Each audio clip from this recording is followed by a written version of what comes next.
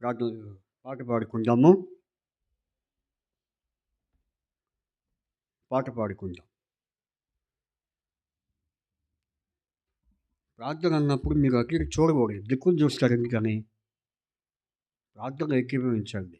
చేయకపోయినా పర్వాలేదు, కానీ మీరు ప్రార్థనలో ఉంటే ఆ దేవునికి ఎంతో మహిమ. వచ్చే పోయేవాళ్ళని చూడడం అది దేవునికి అంత అంగీకారం కాదు. కాబట్టి ఇది గుర్తుపెట్టుకోండి. ప్రభుకి మహిమకరంగా జీవించాలి ఆయన సన్నిధిలో.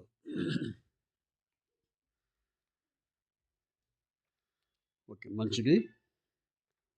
మనము ఈ పాట పాడుకుందాం. 4వ పాట.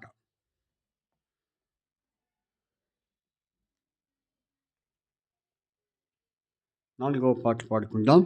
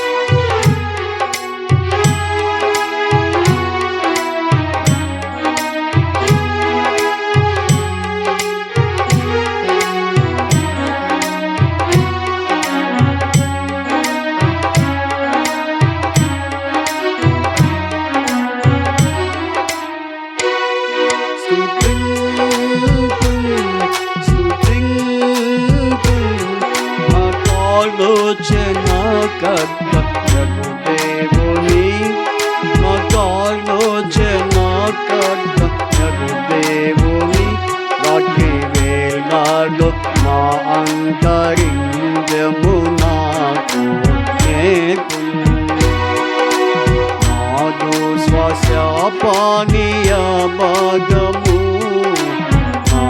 యెహోవా నీవే కాపాడెదవు.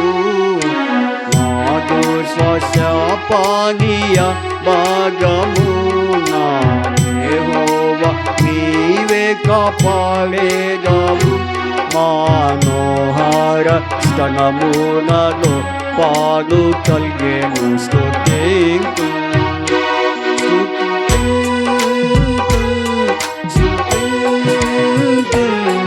నాకాలోచనాకర్తయగు దేవుని, నాకాలోచనాకర్తయగు దేవుని, రాత్రి వేళలో నా అంతరింద్రము నాకు నేర్పు. నా శరీరము సురక్షితంబుగా నివాసించుచున్నది ఏననగా. నా శరీరము సురక్షితంబుగా నివాసించుచున్నది ఏననగా. నీ పరిశుద్ధుని కుళ్ళు పట్టనియవు స్తుతింతు.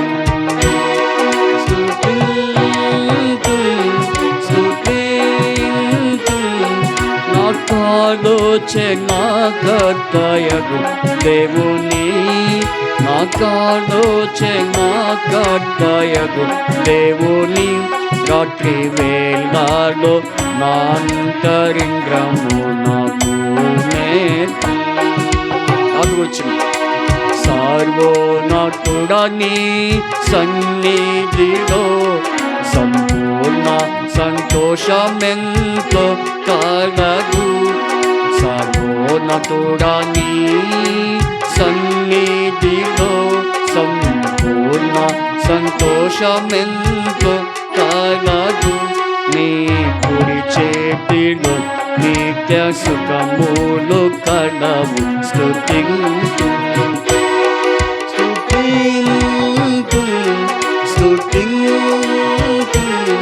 నాకాలోచనాకర్తయగు దేవుని, నాకాలోచనాకర్తయగు దేవుని, రాత్రి వేళలో నా అంతరింద్రము నేర్పు. స్తుతింతు.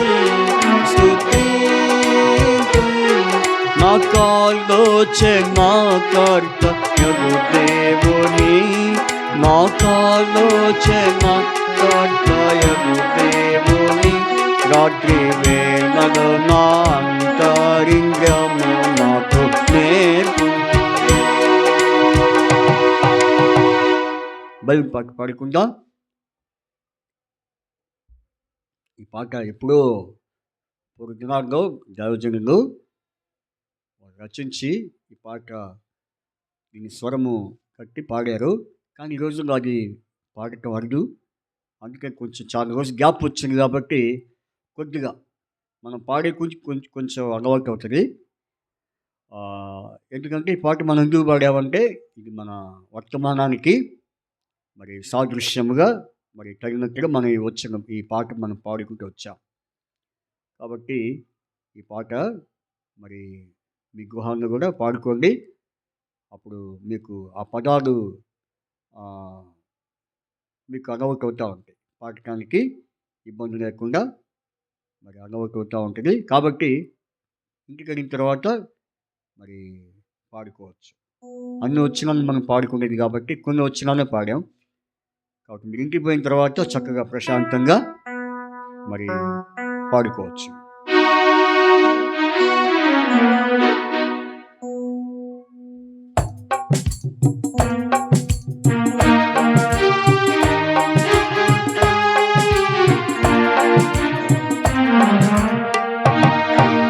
శ్రేష్టం బృందాములో ఏ చోట చూచినా ఆదరణయున్నది, సుఖ దుఃఖంబులో వాగ్దానమున్నది. విశ్వాసముంచి ధ్యానించుడే శ్రేష్టం బృందాములో ఏ చోట చూచినా ఆదరణయున్నది, సుఖ దుఃఖంబులో వాగ్దానమున్నది. విశ్వాసముంచి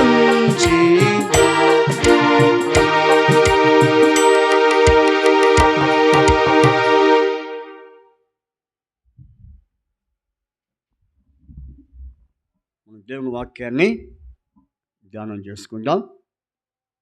యెషయా గ్రంథము 9వ అధ్యాయం, ఐజియా చాప్టర్ యెషయా గ్రంథం 9వ అధ్యాయం. యెషయా గ్రంథము 9వ అధ్యాయం 6వ వచనము చదువుకుందాం. యెషయా గ్రంథం 9వ అధ్యాయం 6వ వచనం. అందరం చదువుదామా? అందరూ కలిసి చదువుదాం. ఏనగా మనకు శిశువు పుట్టెను, మనకు కుమారుడు అనుగ్రహింపబడెను, ఆయన భుజం మీద రాజ్యభారం ఉండెను. ఆశ్చర్యకరుడు, ఆలోచనకర్త, బలవంతుడైన దేవుడు, నిత్యుడగు తండ్రి, సమాధానకర్త అధిపతి అని అతనికి పేరు పెట్టబడెను. కాబట్టి మనం ఉదయకాలము ఆరాధన వర్తమానంలో ఈ వాక్యమును మనం ఆధారం చేసుకొని ఆరాధన వర్తమానాన్ని మరి ధ్యానించుకొని ఆయన్ని ఆరాధిస్తూ వచ్చాం. అయితే ఇది ఒక ప్రవచన వాక్యమని, ఈ ప్రవచన వాక్యంలో యేసు ప్రభు గురించి వ్రాయబడిందని, మరి అలాగే మరి ఆయన ఎట్లాంటి వాడో మరి అది కూడా మనం చూస్తూ వచ్చాం. అయితే చదవబడిన ఈ లేఖనాల్లో మరి ఆశ్చర్యకరుడు, ఆలోచనకర్త, బలవంతుడైన దేవుడు, నిత్యుడగు తండ్రి, సమాధానకర్త యొక్క అధిపతి అని అతనికి పేరు. మొత్తం ఎన్ని పేర్లు ఉన్నాయి? మొత్తం ఎన్ని? 5. ఎన్ని? కొంచెం గట్టి చెప్పండి. మరి మీరు తినొచ్చి చెప్పలేకపోతున్నారా? తిన్నాక ఉపవాసం చెప్పలేకపోతున్నారా? నాకు తెలియదు. దేవుని ఆత్మతో నింపబడిన వారికి ఏముంటుంది చెప్పండి? దైవశక్తి ఉంటుంది. ఏముంటుంది? దైవశక్తితో చెప్తారు. దైవావేశమా? అది నాకు మీకు గారు ఉండాల్సింది. కాబట్టి ఇక్కడ మనం చూస్తే గట్టిగా చెప్పండి. కనుక ఎన్ని పేర్లు ఉన్నాయి ఇక్కడ? 5 పేర్లు. ఈ 5 పేరుల్లో మనం ఇప్పుడు ఎన్నో పేరు చూస్తున్నామంటే, రెండవ పేరు ఆశ్చర్యకరుడు. మొదటి పేరు అయిపోయింది. పోయిన ఆదివారం మనం చూసినాం. ఇప్పుడు ఆలోచనకర్తయగు దేవుడు. ఈ దేవుడు ఎవరు? ఆలోచనకర్తయగు దేవుడు. కనుక ఆలోచనకర్తయగు దేవుడు మరి మన జీవితాల్లో ఎటువంటి కార్యాలు జరిగిస్తూ వచ్చాడో, మనకు ఎటువంటి ఆలోచనలు పుట్టించి, అంటే ఆలోచన కలుగు చేసి ఏ ఆలోచనలకు నడిపించాడో అవి మనం చూసాం. వాటిని బట్టి దేవుణ్ణి ఆరాధిస్తూ వచ్చాం. ఓకే. ఇప్పుడు ప్రభు యొక్క పాత్రలో అనగా ఈ రొట్టె, ఈ ద్రాక్షరసం ప్రభువైన యేసుక్రీస్తు వారి గుర్తుగా, రక్తాన్ని సాదృశ్యముగా, ఆయన శరీరానికి గుర్తుగా ఉన్న ఈ పాత్రలో మనము పాలు పంపును పొందక ముందు ఆయన వర్తమానాన్ని మనం చూసి అది ధ్యానించుకొని ఆ తర్వాత యోగ్యమైన రీతిలో మనము పాలు పొందుగాక. సరే, ఇప్పుడు మనం చూస్తే ఈ దేవుని వాక్యంలో మరి ఆయన ఆశ్చర్యకరుడు. సరే, ఆలోచనకర్త ఏం చేస్తాడు చెప్పండి? ఆలోచనలు పుట్టిస్తాడు. అయితే ఇద్దరున్నారు ఇక్కడ. ఒక ఆయనేమో ఎలాంటి ఆలోచనకర్త? ఆయన మంచి ఆలోచన పుట్టించాయన మన దేవుడు. ఇంకొకడు ఉన్నాడు, వాడెవడో సాతానుడు. వాడు కూడా ఏం చేస్తాడు? ఆలోచన పుట్టిస్తాడు. కాబట్టి ఇప్పుడు ఇద్దరు వ్యక్తుల మధ్య మనం ఉన్నాం. ఎవరి మధ్య? ఇటు ప్రభు ఉన్నాడు, ఇటు ఒక పక్క ఎవరున్నారు? అపవాది గారు ఉన్నాడు. అది చూడమ్మా, నవ్వుతున్నాడు. కాబట్టి ఇటు పక్క అపవాది గారు ఎడమవైపు, కుడివైపు ఎవరున్నారు? దేవుడు ఉన్నాడు. ఇప్పుడు ఆయన ఆలోచన పుట్టిస్తాడు, ఈయన కూడా. ఇప్పుడు ఎవరెవరి ఆలోచనకి మనం సాగిపోవాలి. అందుకనే ప్రభు ఒక మాట అన్నాడు. ఎందుకంటే ఒకవేళ సాతానుడి గారు ఆలోచన పుట్టించినందుకు నేనెందుకు అనుకున్నాడా? సాతాను ఆలోచన పుట్టించిన వాడు సాతాను గారు ఉన్నప్పుడు నేనెందుకు అనుకున్నాడా? అనుకోని నేను కూడా ఆలోచన పుట్టించేవాడిని ఉన్నానని రుజువుపరుచుకోవడానికి దేవుడు ఒక మాట చెప్పాడు. ఏంటి ఆ మాట అంటే చూడండి, నిర్గమాకాండము 18వ అధ్యాయం 19వ వచనం. నిర్గమ 18:19. నిర్గమ 18. కాబట్టి నా మాట వినుము, నేను దేవుడే విడిచిపెట్టడు. చూసారా?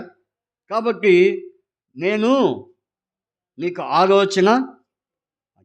కాబట్టి ప్రభువు ఈ మాట అంటున్నాడు, కాబట్టి నా మాట వినము, నేను నీకు ఒక ఆలోచన అని ఆయన అంటే, అమ్మా నేను ఎందుకు కూరుకుంటాను? నేను కూడా ఆలోచన చెప్పేవాడు ఒకడున్నా అన్నాడు. ఎవడు వాడు? ఒక ఉన్నాను. అపవాది ఏమనుకుంటున్నాడు? నువ్వే కాదు, నేను కూడా ఆలోచన పుట్టించేవాడిని ఉన్నానని చెప్పి వాడు కూడా పోటీగా ఏం చేస్తాడు? ఆలోచనలు పుట్టిస్తాడు. ఒక పక్క దేవుడు, ఒక పక్క అపవాది. ఇప్పుడు మనం ఎక్కడ ఉన్నాం? ఇద్దరి మధ్య ఉన్నాం. దేవుడు అపవాదికి మధ్య. ఇప్పుడు ఎవరు ఆలోచన తీసుకోవాలి? ఇప్పుడు చూడండి, దేవుడేమో నా మాట విను, నీకు నేను ఆలోచన చెప్పేది కానీ ఆయన అంటే అక్కడికి కుదిరిద్ది, నేను కూడా ఉన్నానంటాడు. ఎవడు? అపవాది. చూడండి, యోహాను సువార్త నువ్వు ఇష్టంగా ఒప్పుకుంటానా? నేను కూడా నా ఆలోచన చెప్పుకోవాలి కానీ అపవాది కూడా ఎవరిని దూరాడంటే యోహాను సువార్త 13:2. యోహాను సువార్త 13:2, 13వ అధ్యాయం 2వ వచనం చదవండి. వారు భోజనము చేయుచుండగా ఆయనను అప్పగింపవలనని సీమోను కుమారుడిగా ఇస్కరియోతు హృదయంలో, యూదా హృదయంలో అపవాది ఇంతకుముందు ఆలోచన పుట్టించి ఉండేనో. చూసారా? ఒక పక్క ప్రభు ఉన్నాడు, ఈ పక్క సాతాను ఉన్నాడు. మధ్యలో ఎవరున్నారు? అపవాది, యూదా. ఎవరున్నారు? యూదా.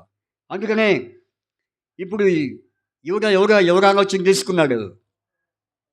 దేవుడు ఆలోచన తీసుకున్నవాడా? సాతాను ఆలోచన పొందుకున్నవాడా? ఎవరు ఆలోచన పొందుకున్నాడు? సాతాను ఆలోచన తీసుకున్నాడు. అందుకని ఈ సాతాను ఈ ఆలోచన ఎవరు పుట్టించారు? ఇస్కరియోతు యొక్క హృదయంలోనికి అపవాది. గుర్తుపెట్టుకోండి, క్రైస్తవ విశ్వాసిగా, దేవుని బిడ్డగా, దేవుని కుమార్తెగా ఆరాధిస్తున్న దేవుని బిడ్డగా నువ్వు ఎవరి ఆలోచనలో ఉన్నావు? ఒక పక్క ప్రభు నీతో మాట్లాడుతున్నాడు. ఏమని? నేను నీకు ఆలోచన చెప్పేదనని ఒక పక్క దేవుడు అంటుంటే, ఇంకో పక్క సాతాను ఏమంటున్నాడు? నేను నీకు ఆలోచన పుట్టించగలను. ఇప్పుడు ఎవరెవరి ఆలోచన మంచిది చెప్పండి? మీరే చెప్తారు. ఎవరి ఆలోచన తీసుకుంటే మంచిది? కొంచెం ముందుకు రండి. ఏం పర్లేదు, ముందుకు రండి. అమ్మా కొంచెం ముందుకు రండి. నాకు వినపట్లేదు. గట్టిగా చెప్తే నాకు ఇబ్బంది ఉండేది కాదు. మీరు చిన్నగా మాట్లాడేవాడి నాకు అర్థం కావట్లేదు. ముందుకు జరగండి. మీకు నేను దాకా ఇదే చెప్పించుకుంటాను, గట్టిగా చెప్పండి, గట్టిగా చెప్పండి అని. జరగండి, ముందుకి జరగాలి. స్తంభం దాకా జరగచ్చు. రండి, రావాలి, త్వరగా రావాలి. Very good. రండి, ముందుకు రండి. మీకు చెప్పుకోవద్దు, వస్తే మీరు రండి, లేకపోతే మీరు అక్కడ కూర్చోండి. నువ్వు అని అనుకోవద్దు. రా, ముందు జరుగమ్మా. అదేదో రాస్తుంది, యేసు ప్రభు ఏదో వంగి రాస్తున్నట్టు రాస్తుంది నోట్స్లో. రా, ముందు జరుగమ్మా. కొంచెం ముందు జరగవచ్చు. మేరక్క ఇంకా ముందు జరగచ్చు. ఇంకా ముందు జరగదు.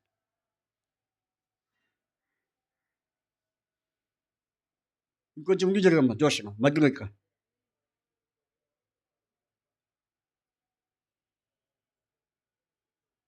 ఇప్పుడు చెప్పండి, ఎవరి ఆలోచన మధ్య ఉన్నాం మనం?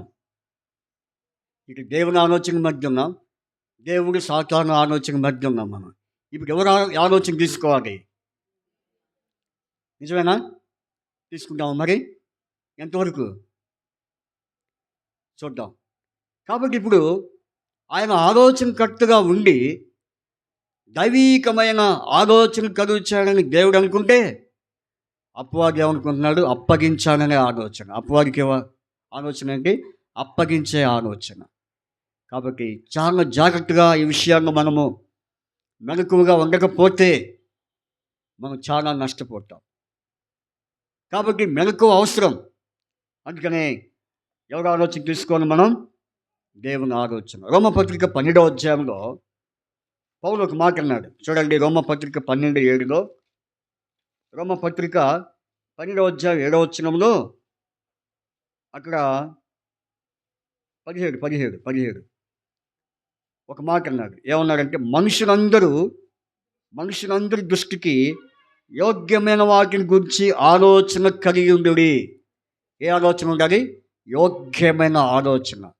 దేవుని ఆలోచన ఎట్లాంటిదంటే యోగ్యమైనది. ఇప్పుడు ప్రభు బలిలో పాలు పంపును పొందకముందు అయోగ్యంగా మనం పొందకూడదు. కానీ ఎలా పొందాలి? యోగ్యముగా పొందుకోవాలంటే మనం ఏ ఆలోచన ఉండాలి? యోగ్యమైన ఆలోచన. అయోగ్యమైన ఆలోచన కంటే యోగ్యమైన ఆలోచన మనము కలిగి ఉండాలని హెచ్చరిక. అందుకనే పౌలు కొరింథీ పత్రికలో ఏమని రాయబడ్డాడు?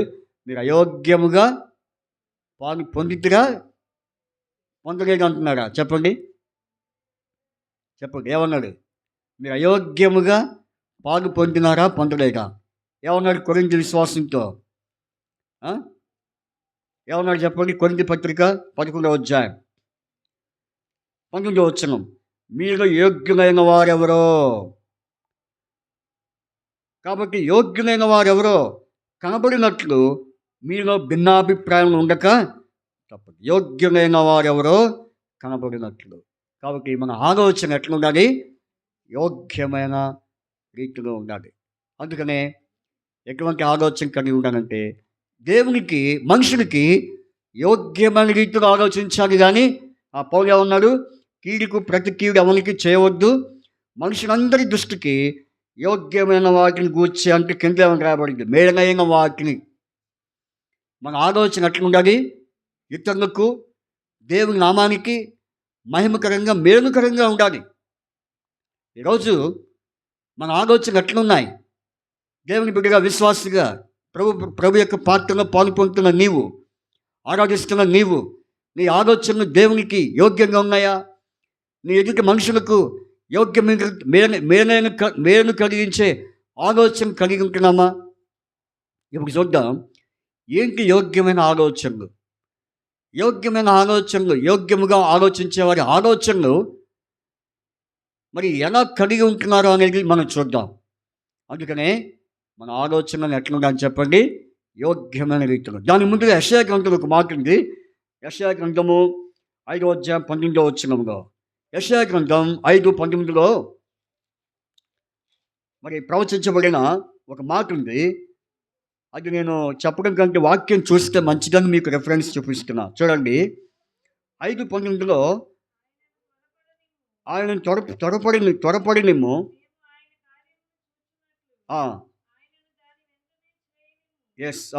ఇశ్రాయేలు యొక్క పరిశుద్ధ దేవుని ఆలోచన మాకు తెలియబడినట్లు అది మా ఎదుటి కనబడనిమ్ము. చూసారా, ఎవరి ఆలోచన? అపవాది ఆలోచన కాదు, ఇశ్రాయేలు యొక్క పరిశుద్ధ దేవుని ఆలోచనలు మనం ఏం ఏమని అడగాలి? ప్రభువా, నీ ఆలోచన మాకు కనబడనిమ్ము. మాకు అర్థం కావట్లేదు. ఏది దైవాలోచన, ఏది దుష్టాలోచన మాకు అర్థం కావట్లేదు.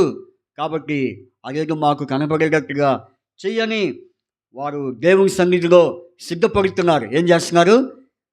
దేనికోసం సిద్ధపడుతున్నారు? ఇశ్రాయేలు యొక్క పరిశుద్ధ దేవుని ఆలోచన మాకు కనబడనిమ్మని సిద్ధంగా ఉన్నారు. కాబట్టి ఆ రీతిగా, అందుకనే దేవునికి కూడా మరి ఒక విషయంలో ఆలోచన కలిగి ఉన్నారు. ఏ ఆలోచన అంటే యెషయా గ్రంథం 14వ అధ్యాయం 26వ వచనంలో ఆయనకి సర్వలోకం గురించిన ఆలోచన ఉందంట. ఎవరి గురించి? సర్వలోకం గురించి. 26వ వచనం అనుకుంటా. చూడండి, యెషయా గ్రంథం 14:26. సర్వలోకము గురించి నేను చేస్తున్న ఆలోచన ఇదే. చూసారా, ఆయనకు కూడా ఏముంది? మన మీదే కాదు, సర్వలోకం గురించి ఆయన ఆలోచిస్తున్నాడు. ఏమని ఆలోచిస్తున్నాడు?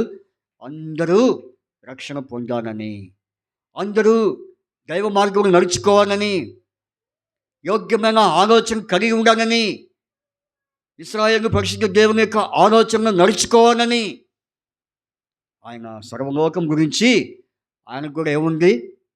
భాగ్యలక్ష్మి అంటే ఆలోచన దేవుంది. అందరి మీద ఉంది ఆయన ఆలోచన. ఎవరెవరు ఎట్లా ఆలోచిస్తున్నారు, అది ఆలోచన. ఎవరి ఆలోచన ఎట్లా ఉన్నాయి. అందుకని మన దేవుడు అలాంటి వాడు, హృదయ రహస్యములను ఎరిగినవాడు, వారి హృదయ ఆలోచనను ఎరిగినవాడు. ఏం బైబిల్ రెఫరెన్స్ చెప్పను కానీ బైబిల్లో ఉన్న మాటలే. కాబట్టి నేను మనుషుల యొక్క హృదయ ఆలోచనను ఎరిగినవాడు. ఈరోజు దేవుని వాక్యం వింటున్న సహోదర సహోదరి, ఈ మధ్యాహ్నము నీ ఆలోచన వేటి మీద ఉండాలి? దేని గురించి నీ ఆలోచన ఉండాలి? దేవుని సన్నిధిలో ఉంటూ దేవుని బిడ్డవని అనిపించుకుంటూ దుష్టాలోచనలో ఉన్నావా? చూడండి, వాస్తవంగా ఇస్కరియోతు ఎవరు? ఇస్కరియోతు ఎవరు? లోకస్తుడు కాదు, అన్యుడు కాదు. ఎవరు ఆయన? ఎవరు? ఎఫ్సిబాక్క. ఇస్కరియోతు ఎవరు? యేసుప్రభు శిష్యుడు. ఏమైంది అక్క? ప్రాబ్లం ఏంటి? వానిపోయావు స్తంభానికి. ఇబ్బంది ఉంటే కూర్చోండి. నా ముందు అట్లా కనపడద్దు. నాకేదో అనిపిస్తుంది, ఇబ్బందిగా ఉందా, లేకపోతే ఏమన్నా బాగోలేదా? ఇంకా చూస్తే ఒకళ్ళు చెప్పకూడదు కానీ దేవుని సన్నిధిలో ఎట్లా కూర్చోవాలో అది నేర్చుకోండి. దేవుడు కూడా అన్నీ చూస్తాడు, దేవుడు అన్నీ పరీక్షిస్తాడు. ఆయన మనం కూర్చునేటప్పుడు కూడా. అందుకనే నేను దావీదు ఒక మాట అన్నాడు, నా పడక నా నడక నేను కూర్చున్నది అంతా నీవే. చూడండి ఆ మాట. చూడండి, కీర్తన 139వ అధ్యాయం. కీర్తన 139వ అధ్యాయం ఏమంటున్నాడు? అక్కడ అన్నాడు, నా నడకను నా పడకను నీవు పరిశీలన చేయొచ్చున్నావు, నా చర్యలన్నిటి నీవు బాగుగా తెలుసుకున్నావు. కాబట్టి కూర్చున్న విషయం కూడా చెప్పాడు. కాబట్టి అక్కడ అన్ని ఆయన చూడండి, 2వ వచనం, నేను కూర్చుంటుట నేను లేచుట నీకు. అది ఎట్లా కూర్చోవాలా? దేవుని సన్నిధిలో కరుణమక్క ఎట్లా కూర్చోవాలి? కాబట్టి మన దేవుని సన్నిధిలో ఉన్నప్పుడు ఇక్కడ ఇబ్బంది ఉంటే కుర్చీలో కూర్చోండి, నో ప్రాబ్లం. మీకు కూర్చోడానికి ఉన్నాయి కుర్చీలు, ఇబ్బంది పడకండి. కాబట్టి ప్రతిదీ దేవుడు చూస్తాడని చెప్తున్నా మీకు అది. నన్ను వేరే విధంగా అపార్థం చేసుకోవద్దు, వేరే విధంగా నన్ను ఉద్దేశించొద్దు. ప్రభు సన్నిధిలో జాగ్రత్తగా కూర్చోవాలి, జాగ్రత్తగా దేవుని వాక్యం వినాలి. సరే, ఇప్పుడు మనం చూస్తే కనుక ఇస్కరియోతు ఎవరు? శిష్యుడే, అది ఎరిగిన వాడే, దేవుని బిడ్డే. కానీ ఎవరు ఆలోచన లొంగిపోయాడు? అపవాది ఆలోచన లొంగిపోయాడు. ఈ రోజున నువ్వు అనుకుంటున్నావు, నేను దైవాలోచన కలిగి ఉన్నాను, నా ఆలోచన మంచిదే, నేను మంచిగా ఆలోచిస్తున్నాను అనుకుంటున్నావు, కానీ అది తప్పది, పొరపాటు. ఒకసారి పరీక్షించుకుంటే నా ఆలోచన దైవికమైందా లేకపోతే దుష్టతనంపుగా? అందుకనే దుష్టుని ఆలోచన చొప్పున నడువక. ఎవరు ఆలోచన చొప్పున నడుస్తున్నావు? పరీక్షించుకుందాం. అందుకనే అపవాది యొక్క ఆలోచన, దేవుని ఆలోచన మధ్య మనం ఉన్నాం. అందుకని ఎవరు ఆలోచన తీసుకోవాలి? మనం దేవుని ఆలోచన తీసుకోవాలంటే మరి ఎటువంటి ఆలోచన తీసుకోవాలంటే బైబిల్లో నేను వివరించను, కానీ టూకీగా చెప్పేస్తాను. చూడండి, మొట్టమొదటిగా సామెత గ్రంథం, సామెతలు 24:6. సామెతలు 24:6. సామెతలు 24:6 చదవండి. వివేకము గల నాయకుడై యుద్ధము చేయము, ఆలోచన చెప్పువారు అనేకులు ఉండుట. ఆలోచన చెప్పువారు అనేకులు ఉండుట. కాబట్టి వివేకము గల నాయకులు ఉండాలి. ఎవరు ఉండాలి? కాబట్టి వివేకము గల వారికి ఏ ఆలోచన వస్తాయి? వివేకమైన ఆలోచనలు వస్తాయి. అర్థమైందా? కాబట్టి వివేకమైన ఆలోచన మనకు కలిగి ఉండాలి. అందుకని యేసు ప్రభు ఏమన్నాడు? పాముల వలె వివేకంగా ఉండి పావురే వలె నిష్కపటులైనది వివేకము. కాబట్టి ఈ వివేకము మన జీవితానికి ఎంతో ప్రాముఖ్యం. వివేకం లేకుండా, వివేచన లేకుండా మరి అవివేకంగా ఉంటే అది ఎంతో నష్టము. అందుకనే దేవుని యొక్క ఆలోచన ఏంటి? వివేకమైన ఆలోచన. అపవాది యొక్క ఆలోచన ఏంటి? అవివేకం. వివేకానికి వ్యతిరేకం అవివేకం. ఈరోజు నాకు దేవుని వాక్యం ఉంటున్నాను, నీవు నీ ఆలోచనలో వివేకం ఉందా, అవివేకం ఉందా పరీక్షించుకో. వివేకంగా ఉంటే నీకు మేలు, అవివేకంగా ఉంటే నీకు నష్టం. ఇస్కరియోతు యూదా అవివేకంగా ఉండబట్టే తను ఏమైపోయాడు? చివరికి చావుకి కారకుడయ్యాడు. ఒకవేళ నువ్వు శారీరకంగా మరి నువ్వు బ్రతికి ఉన్నా, ఆత్మీయంగా నువ్వు చనిపిస్తూ ఉన్నావేమో ఇస్కరియోతు యూదా వలె. కాబట్టి పరీక్షించుకుందాం. వివేకమైన ఆలోచన ఉండుట అది రక్షణకరం. ఏంటది? వివేకం గల నాయకుడు యుద్ధం చేయను, ఆలోచన చెప్పువారు అంటే వివేకమైన వాడికి ఏముంటాయి? వివేకమైన ఆలోచనలు ఉంటాయి. ఆ వివేకమైన ఆలోచనలు దేశానికి, ప్రజలకు ఎంతో రక్షణ. అందుకని బైబిల్లో అదే 21:30 అదే 21:30 ఏమని రాయబడింది అంటే చూడండి, యెహోవాకు విరోధమైన జ్ఞానమైనను వివేచనైనను ఆలోచనైనను నిలవదు. చూసారు? అర్థమైందా? యెహోవాకు విరోధమైన జ్ఞానమైన వివేచన వివేకం ఒకటే. కాబట్టి వివేచన అయినను ఆలోచన నిలవదు. అర్థమైందా? కాబట్టి ఒకవేళ దేవునికి వ్యతిరేకంగా నువ్వు వివేచిస్తున్నావేమో, వ్యతిరేకంగా అవివేకంగా నువ్వు ఆలోచిస్తున్నావేమో, అది నీ ఆలోచన ఎప్పటికైనా డేంజర్. గుర్తుపెట్టుకోండి. అందుకనే మనం పరీక్ష చేసుకుందాం. అయ్యో ప్రభువా, నిజమే నీ ఆలోచన వివేకమైంది. పాము ఎలా ఉంటుంది చెప్పండి? పాము చాలా యాక్టివ్గా ఉంటుంది. ఈరోజున నువ్వు ఆత్మీయంగా నువ్వు యాక్టివ్గా ఉన్నావా, వివేకంగా ఉన్నావా? పరీక్ష చేసుకో. అందుకని దేవుని ఆలోచన వివేకము, అపవాది ఆలోచన అవివేకము. రెండవదిగా చూడండి, సామెతలు 20:18. సామెతలు 20:18. ఉద్దేశములు ఆలోచన చేత స్థిరపరచబడును. చాలు. చూడండి, ఉద్దేశములు, ఆలోచనలు. కాబట్టి ఉద్దేశంలో కూడా ఎలాంటి ఆలోచనలు? మంచి ఉద్దేశం. నీ ఆలోచనలు ఎలాంటి ఉద్దేశం ఉండాలి నీ ఆలోచన ఒక ఉద్దేశం ఉంటుంది. ఏముంటుంది వాగ్నిషం అండి? ఆలోచనలు కూడా ఏముంటుంది? ఉద్దేశం. ఏంటి మన ఉద్దేశాలు? ఒకసారి కోపం వస్తే అసలు నీ ఉద్దేశం ఏంటని అడుగుతాం. అసలు నీ ఉద్దేశం ఏం చెప్పు, అసలు నువ్వేమనుకుంటున్నావు అని అడుగుతాం. అప్పుడు వాళ్ళు ఏమంటారు? నాకేమి లేదన్నా ఉద్దేశం, నాకేం ఆలోచన లేదన్నా. మరి ఎందుకు అట్లా ఉన్నావు? నెహెమ్యాని అడిగాడు. నెహెమ్యాలో ఉద్దేశం కనుక్కున్నాడు. ఎవరు? ఏ రాజు? అర్థశాస్త్ర రాజు. ఏ రాజు?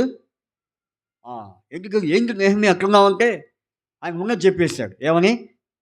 ఏంటి నేను ఉద్దేశం ఏంటి అలా ఉన్నావు? ఏం చూసి ఆయన ఆ మాట అడిగాడు? నెహెమ్యాలో ముఖం చూశాడు. ఏం చూశాడు? ముఖం. చూడండి, నెహెమ్యా గ్రంథంలో ఆ మాట. అర్థశాస్త్రరాజు కాలంలో మరి నెహెమ్యా చాలా దిగాలుగా ఉన్నాడు. ఆ దిగాలు చూసి ఏమైందంటే ఆయన విషయం అంతా చెప్పాడు. అయ్యా, ఇది పరిస్థితి, నా ఉద్దేశం ఏమి లేదు, కానీ యెరూషలేము బాగోవటమే నా ఉద్దేశం. దానికి పర్మిషన్ కావాలి. నేను వెళ్తున్నాను, చూసి రావాలి. పాడైపోయిన ప్రాకారాలు, కూర్చబడిన గుమ్మాలు, పడద్రోయబడిన ప్రాకారాలు, అవన్నీ నేను చూసి రావాలి. అయితే మధ్యలో కొంతమంది ఉన్నారు శత్రువులు, వాళ్ళు నన్ను ఆటంకం చేస్తారు. నాకు ఏదైనా పత్రము, అనుమతి పత్రం వేస్తూ, ఓఎస్ తీసుకో. మరి రాణి కూడా వచ్చింది. రాజే కాదు, రాణి కూడా వచ్చే ఉంటుంది. చూడండి, రాజు రాణి ఇప్పుడు ఇద్దరు ఏకమయ్యారు. నెహెమ్యా 2వ అధ్యాయము 6వ వచనం. అందుకు రాజు రాణి. ఎవరు? రాజు. కానీ కనపడేది ఎవరు? కనపడాల్సింది రాజే, కానీ ఇక్కడ ఎవరు కనపడుతుంది? రాణి కూడా వచ్చింది. వచ్చి ఏమంటున్నారు? చూడ, ఇద్దరు ఏమంటున్నారు? అందుకు రాజు రాణి తన యొక్క కూర్చొని ఉన్నారు. నీ ప్రయాణం ఎన్ని దినం చెప్పయ్యా, నువ్వు ఎప్పుడు తిరిగి వస్తావు చెప్పయ్యా అని అడిగినప్పుడు చెప్పాడు. చూసారా? అంటే నెహెమ్యాలో ఉన్నటువంటి ఉద్దేశం అలాంటిదంటే మంచి ఉద్దేశం.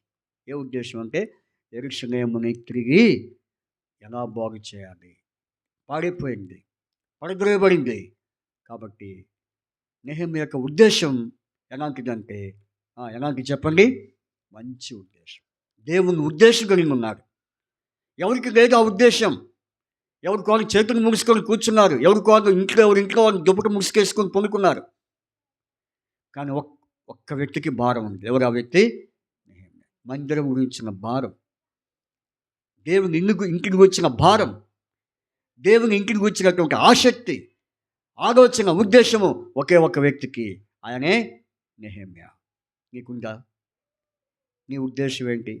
మందిరం దూరం అనుకుంటున్నావు, లేకపోతే వారానికి ఒకసారి వస్తే చాలే అనుకుంటున్నావు, ఉపవాస ప్రార్థన పోకపోతే ఏమైందిలే అనుకుంటున్నావు, సంఘ ప్రార్థన పోకపోతే ఏమైందిలే అనుకుంటున్నావు, ఒక ఆదివారం వచ్చి కూర్చొని పోతేనే అదే ఆశీర్వాదం అనుకుంటున్నావు. అది ఆశీర్వాదం కాదు.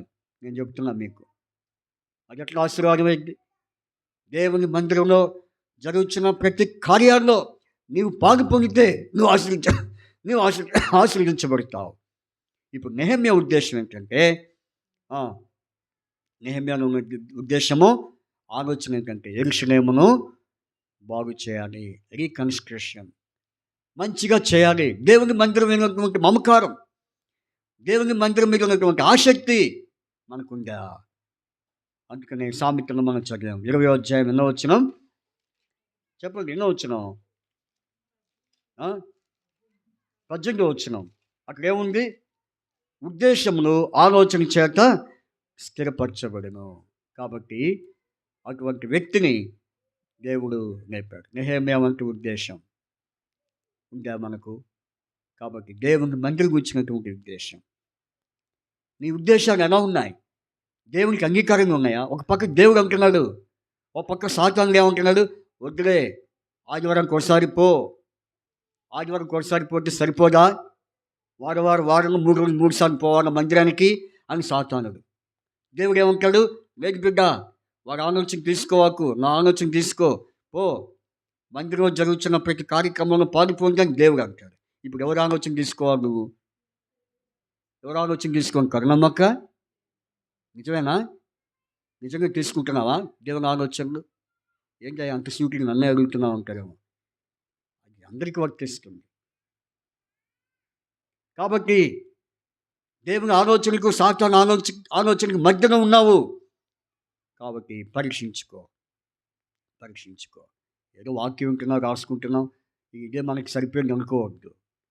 వాటి ప్రకారంగా జీవించేది ఏది, వాటి ప్రకారంగా నడుచుకునేది ఏది పరీక్షించుకుందాం. ఇంకంతకన్నా ఎక్కువ చెప్పడం టైం కాదు, టైం సరిపోదు. కాబట్టి మూడో విషయానికి వద్దాం. చూడండి, మూడో విషయానికి వద్దాం.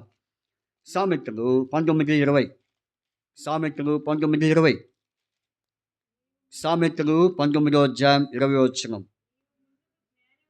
నీవు ముందుకు జ్ఞాని వరుటకై ఆలోచన విని ఉద్దేశం అంగీకరించము. ఆలోచన విని. కాబట్టి అది ఇందాక చెప్పాను, నిర్గమాకాండం 18:8, 19 ఏమని రాయబడింది? నా మాట విని, నా మాట విను. వినే ఆలోచన ఉంటుంది. ఏముంటుంది? ఎక్కడ దేవుని మాట్లాడేటప్పుడు నీ ఆలోచన ఎటువైపు ఉండాలి? వినే దాని మీద ఉండాలి. ఈ రోజున ఇక్కడ కూర్చుంటున్నావు కానీ వింటున్నావు సరిగ్గా వాక్యం? నీ ఆలోచన ఎడిపోతుంది. మీకు ఆరాధన వర్తమానంలో ఒక ఇంగ్లీష్ సెంటెన్స్ చెప్పాను. ఏంటి ఆ sentence? Body present, mind absent. నిజంగా చెప్పండి, మీరు వాక్యం వింటున్నారు సరిగ్గా? అది నువ్వు మమ్మల్ని పరీక్షించే దేవుడు వింటున్నాను లేదో ఆ దేవుడికి తెలిసిన మమ్మల్ని అడగని అవసరం లేదంటారా? చెప్పండి. మేము వింటున్నామని లేదా దేవుడికి తెలుసులే. పెద్దానికి ఏమంటున్నారు? దేవుడికి తెలుసులే. కాబట్టి వినే ఆలోచన నీకుందా? నా మాట విని నన్ను పంపిన వాని యందు విశ్వాసం ఉంచువాడు మరణం నుండి తీర్పు నుండి కాక మరణం నుండి జీవనానికి దాటుతాడు. అర్థమైందా? ఆయన మాట వింటున్నావా? కాబట్టి ఆత్మ సంఘంలో చెబుతున్న మాట చెవిగలవాడు వింటాడు. అంతే. వినే ఆలోచనకు ఉంటే ప్రతి వాక్యము నీ హృదయంలోకి వెళ్ళిపోద్ది. చెప్పిన ప్రతి మాట నీ హృదయంలోనికి గుచ్చబడిద్ది. నువ్వు సరిగ్గా విననట్టుగా ఉంటే నీకేమీ అర్థం కాదు. అందుకనే వినే ఆలోచన. ఏ ఆలోచన? ప్రభు కూడా కొన్ని సందర్భాల్లో ఇతరులు చెప్పేది విన్నాడు కూడా. మీకు అర్థమైందా? ఇతరులు చెప్పినప్పుడు ఆయన కూడా వినేవాడు. మరి అప్పుడు మనం ఏం చేయాలి? మనం కూడా ఆయన చెప్పినప్పుడు వినాలి. అర్థం కదా? మరి ఏం చేసింది? ఆయన మాట వింటూ ఉంది. అంతే. మాట ఏం చేస్తుంది? ఆమె కూడా వింటుంది. వంట మీరు మాట్లాడితే వంట అంటారండి మార్తమ్మని. ఇక ఆ తప్పేం తెలియదా మీకు మార్తమ్మ గురించి? ఆమె కూడా ఏం చేస్తుంది? అయ్యా, నేను వింటూ ఉంటాను, నీకోసం ఏం చేస్తూ ఉంటా. ఈ మరియప్పకి పని దొంగ ఏమంటుంది? ఏమనుకుంటుంది? పని దొంగ మాట ఇంకా పని చేయబడిద్దని నీకు అడుగు కూర్చొని మాట వింటుంది. అది దేవుడికి తెలియదా? మంచి దొంగ పని దొంగ చెప్పండి. ఆమె హృదయపూర్వకంగా దేవుని మాట వింటుంది కాబట్టి ఆడ మార్కులు ఎవరికి పడ్డాయి? మార్కులు మరేంకే పడ్డాయి. కాబట్టి చూడారా, మనకి వినే ఆలోచన ఉండాలి. ఏముండాలి? దేవుని మాట వినుటకు వారు పెందరికడ వచ్చి కూర్చున్నారంట. ఈరోజు నువ్వు ఎప్పుడు వస్తున్నావు దేవుని మాట వినడానికి? అది పాటలు పోతానని భయం ఉందా? అది ప్రారంభ ప్రార్థన మిస్ అవుతానని భయం ఉందా? దేవుని వాక్యం మిస్ అవుతానని, ఆరాధన వర్తమానం మిస్ అవుతానని భయం ఉందా? ఈరోజు నా భయం ఎవరికి ఉందండి? ఎవరికి లేదు. ఎంత విచారకరమైన విషయం. అందుకనే ఆయన మాట వినుటకు మనము వేగిరపడాలి. ఏం చేయాలి? వేగిరపడాలి. ఆలోచించుకోండి, పరీక్షించుకుందాం. వారు దేవుని మాట వినుటకు పెందరికడనే వచ్చారు. లూకా సువార్త 21:32-33 వచ్చినాల్లో ఆ మాట రాయబడింది. సరే, తర్వాత చూడండి. తర్వాత సామెతలు 13:10. సామెతలు 13:10. ఇప్పుడు ఎన్ని అయిపోయినాయమ్మా? ఎన్ని అయిపోయినాయా? ఏంటి 3? ఫస్ట్ ఏ విషయంలో ఆలోచన కలిగి ఉండాలి? ఆ? ఏ విషయంలో? అది అంతవరకు గుర్తుపెట్టుకున్నారు. వివేకం విషయంలో, వివేకం కలిగే విషయంలో ఆలోచన కలిగి ఉండాలి. తర్వాత మంచి ఉద్దేశము. దేని గురించిన ఉద్దేశం? నెహెమ్యాలో చెప్పండి. నెహెమ్యాలో దేని గురించి ఉద్దేశం? దేవుని మందిరం గురించినటువంటి ఉద్దేశం, యెరూషలేము గురించి. కాబట్టి మూడవదిగా మనం చూస్తే ఏ విషయంలో ఆలోచన? జ్ఞాని. కాబట్టి మూడవదిగా మనం చూస్తే జ్ఞాన అక్కడ వెనుకకు ఆలోచన ఉండాలి.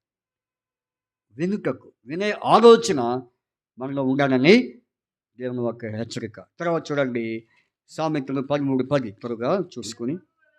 సామెతలు 13:10. గర్వం వలన జగడమే పుట్టును, ఆలోచన వినువానికి జ్ఞానము కలుగును. చూసారా? ఆలోచన వినువానికి ఏముంది? అది దాంట్లోనే, ఇంతకుముందు దాంట్లోనే, రెండో దాంట్లోనే మరి ఆ వాక్యాన్ని మనం జ్ఞాపకం చేసుకుంటాం. మూడో దాంట్లో. కాబట్టి వినువానికి ఏముంది? జ్ఞానం దేవుడు పుట్టిస్తాడు. ఆ తర్వాత చూడండి దేవుని వాక్యంలో సామెతలు 12:20. సామెతలు 12:20. ఇది ఎన్నో విషయం? 12:20. కీడు కల్పించు వారి హృదయంలో మోసము కలదు, సమాధాన పరచుటకై ఆలోచన చెప్పువారు సంతోషభరితులగురు. చెప్పండి. సమాధాన పరచుటకై ఆలోచన చెప్పువారు సంతోషభరితులగురు. చూసారా? సమాధాన పరచుటకై. ఏ ఆలోచన? ఫస్ట్ ఆలోచన దేని గురించి? వివేకం. రెండవ ఆలోచన దేవుని మందిరం గురించినటువంటి మంచి ఉద్దేశం. మూడవది వెనుకకు వినే జ్ఞానము. వినే ఆలోచన ఉన్నప్పుడు మన జ్ఞానము దేవుడు ఆ జ్ఞానము దేవుడు దయచేస్తాడు. వినే జ్ఞానము, వినే ఆలోచన ఉన్నప్పుడు మనకు దైవ జ్ఞానము సమృద్ధిగా దేవుడు ఇస్తాడు. మూడవదిగా మనం చూసాము ఇక్కడ సమాధాన పరచుటకైన ఆలోచన. కాబట్టి మూడవదిగా సమాధాన విషయంలో నిజంగా మనం సమాధానం పడాలి. ఎవరితో సమాధానం పడాలి? ఒకరితోనొకరు, లేకపోతే అన్యులతో, లేకపోతే మనకు విరోధులైన వారితో, మనకి ఇష్టపడిన వారితో సమాధాన పడితే అది ఏమవుతుంది చెప్పండి? అది ఎంతో సంతోషం. ఏంటి? సంతోషం. సంతోషం వచ్చింది. సమాధానం లేనప్పుడు ఆ వ్యక్తిలో సంతోషం ఉండదు, ఈ వ్యక్తిలో ఏముండదు? సంతోషం ఉండదు. అందుకని సమాధాన పడే విషయంలో ఆలోచన మనకుందా? ఈనాడు దేవుని బిడ్డలముగా, దేవుని ప్రజలముగా మనము సమాధాన పడాలి. దేవునితో మరియు దేవుని ప్రజలతో మనం సమాధాన పడితే అదే సంతోషం. ఇంకెందాకని, ఇంకా ఎంతవరకని ఆ వ్యక్తి అంటే నా పడదు, లేకపోతే నేను ఆ వ్యక్తికి పడను, నేనంటే ఆ వ్యక్తికి గిట్టదు, ఆ వ్యక్తి అంటే నాకు గిట్టదు, నాకు విరోధం, నేను మాట్లాడానంటే అది ఎంతవరకు? అందుకనే సమాధానపరిచే విషయంలో ఏముండాలి? ఆలోచన. ఉంటున్నారమ్మా? సమాధానపరిచే విషయంలో ఆలోచన కలిగి ఉన్నావా? ఒకవేళ నిన్నెవరైనా అపార్థంగా మాట్లాడుకుండవచ్చు, లేకపోతే నిన్నెవరైనా అవమానించవచ్చు, అయితే వారితోనే సమాధాన పడతావా? ఒకవేళ నువ్వు అట్లా సమాధానం పడకపోతే సమాధానానికి బదులుగా ఏం పంపిస్తున్నాడు దేవుడు? ఏం పంపిస్తున్నాడు చెప్పండి. చెప్పేది ఏదో కుసకుసలు అడుగుతూ ఉంటే నాకేం అర్థం కావట్లేదు. ఏదో చెప్పింది వాగ్మిషన్ ఏం చెప్పావు? అది సరేలే. సమాధానం పడినప్పుడు చూస్తాడు దేవుడు. వీళ్ళు ఎంతవరకు సమాధానం పడతారు, ఎప్పుడు సమాధానం పడతారు దేవుడు చూస్తున్నప్పుడు ఇక ఆయనకు కూడా ఓపిక దాటిపోతే సమాధానానికి బదులు ఏం పంపిస్తాడంట? లూకాసు వార్త తీయండి. లూకాసు వార్తలో 49వ వచనం. నేను భూమి మీద అగ్ని వేయవచ్చి అది ఇదివరకే రగులుకొని మండవనని నేనెంతో కోరుచున్నాను. తర్వాత ఏమన్నాడు? 51వ వచనం. నేను భూమి మీద సమాధానము కలుగజేయవచ్చునని మీరు తలంచుచున్నారా? కాదు కాదు, భేదము. ఏంటి? సమాధానానికి బదులు భేదం. ఏంటండి? భేదం. ఇంక ఎందాక సగం సమాధానం పడినప్పుడు ఇక నేనుండి ఎంతవరకు సమాధానం పరచాలి? అందుకని ఇప్పుడు సాతాను యొక్క ఆలోచన ఏంటి? వీళ్ళని సమాధానం పడకూడదని సాతాను ఆలోచన. వింటున్నావా బాబు? వీళ్ళు సమాధానం పడకూడదని సాతాను యొక్క ఆలోచన. దేవుని ఆలోచన ఏంటి? సమాధానం పడండి. ఒకవేళ దేవుని ఆలోచన తీసుకోకుండా అపవాది యొక్క ఆలోచన తీసుకుంటే ఏమైంది? భేదము. అపవాది పని అంటే ఎప్పుడు వాళ్ళని డివిజన్ చేయాలి. ఏం చేయాలా? వాళ్ళని వేరు చేయాలి. అసలు ఒకటిగా చేయకూడదు. ఈనాడు భార్య భర్తల మధ్య సమాధానాలు ఉన్నాయా? సంఘములో దేవుని ప్రజల మధ్య సమాధానం ఉన్నాయా? కుటుంబంలో సమాధానం ఉందా? ఈ రోజున అపవాది ఏం కలుగు చేస్తున్నాడు? దేవుడు అప్పగించాడంట వాడిని. అపవాదికి ఎవరిని అప్పగించాడు? వాడిని అప్పగించాడు. అయ్యా, ఇక వీడిని ఎందాక సమాధానం పడట్లేరు, నీకే అప్పగిస్తున్నాను. ఓహ్, దొరికిపోయాడు అనుకున్నాడు సాతాను. సాతాను ఏమనుకుంటున్నాడు? దొరికిపోయాడు. ఇంకా భేదం. ఏంటి? భేదం. బైబిల్ ఏం చెబుతుంది? ఏ భేదం లేదు, అందరూ పాపం చేసి దేవుడు అనుగ్రహించే మహిమను పొందలేకపోవచ్చు. భేదం లేదు. పాపం చేసిన విషయం అందరూ. కానీ ఈ రోజున ఎవరికి భేదం కలుగు చేస్తున్నాడు అపవాది? చెప్పండి. ఎవరికి మధ్య భేదం? సమాధాన పడనివ్వకుండా అపవాది ఎవరెవరికి, ముఖ్యంగా లోకస్తుడు కాదు, మనలోనే దూరతాడు. మనలోనే ప్రవేశించి నువ్వు ఇది, నేను అది, నువ్వు ఎట్లా, నేను ఎట్లా, భేదము కలుగు చేస్తున్నాడు. కాబట్టి ప్రియమైన వారు జ్ఞాపకం చేసుకుందాం. మన ఆలోచన ఏ ఆలోచన ఉండాలి? సమాధానపడే ఆలోచన మనలో ఉంటే అది మనకెంతో సంతోషం. ఏంటి? అక్కడ ఏముంది? సమాధానపరచుటకై ఆలోచన చెప్పువారు సంతోషభరితులవుదురు. కాబట్టి ఈ కారణాన్ని మనం ఆధారం చేసుకొని ప్రభు యొక్క పాత్రలో మనం పాల్పొందాం. ఇవన్నీ ఏ ఆలోచనలు? యోగ్యమైన రీతిగా ఆలోచించవలసిన విషయాలు. ఆయన పాత్రలో మనం యోగ్యంగా పాల్పొందాలంటే యోగ్యమైన ఆలోచన మనలో ఉందా? కాబట్టి ఈ 3 సంగతులను మనం జ్ఞాపకం పెట్టుకుందాం. ఇంకా అనేక విషయాలు ఉన్నాయి, కానీ సమయం లేక ఈ 3 విషయాలతో మనం ముగించుకుందాం. కాబట్టి 3 విషయాలు ఏం చెప్పండి? 4 విషయాలు చెప్పండి.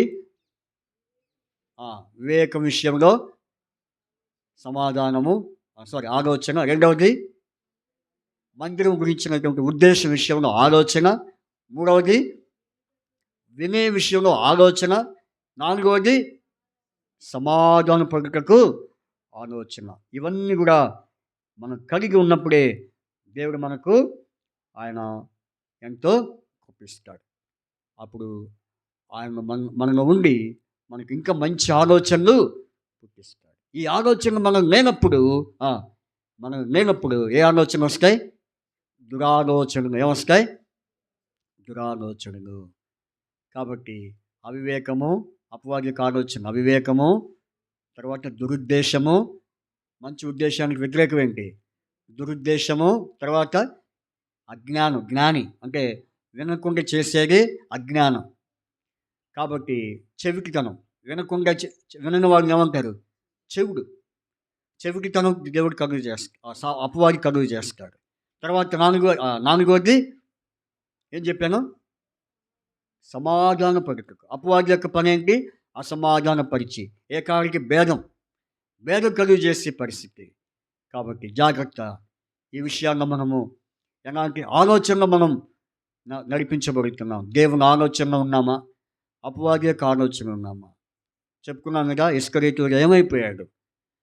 యేసు ప్రభు దగ్గర వాక్యం విన్నాడు, అన్నీ చూసినవాడే, అన్నీ గ్రహించిన వాడే. చివరికి అపవాది ఆలోచనలో పడిపోయి చివరికి మరణానికి కారకుడయ్యాడు. జాగ్రత్త. ఆత్మీయంగా మనం జాగ్రత్త పడదాం. దేవుని ఆలోచన కలిగి ఉందాం. అందుకని ఆయన ఎవరు? ఆలోచన కర్త. నాకు ఆలోచన కర్తగా నా దేవుని నేను యెహోవాను స్తుతించగలను. కాబట్టి ఆ విధంగా దావీదు మరి స్తుతించాడు. అలాగే ఇక్కడ మనం చూస్తే మరి మనం ఎటువంటి ఆలోచన కలిగి ఉండాలో దేవుని వాక్యం ద్వారా మనము హెచ్చరిక చేయబడి ఉన్నాం. కాబట్టి యోగ్యమైన రీతిలో మనం పాలు పొందినట్లు దేవుడు మనకు యోగ్యమైన ఆలోచన దేవుడు మనకు మరి దయచేయను గాక. ప్రార్థన చేసుకుందాం. ప్రార్థన చేసుకొని మరి ప్రభు యొక్క వాక్యపు మరి అనుభవంలో పరీక్ష చేసుకుందాం. ప్రభువా నిజమే, నేను ఇంతకాలము అయ్యా నీతో ఉంటూనే దురాలోచనతో నింపబడి ఉన్నానేమో, దుష్టుని ఆలోచనతో నేను నడుచుకుంటున్నానేమో. అయితే నన్ను క్షమించు, నన్ను కడుగు.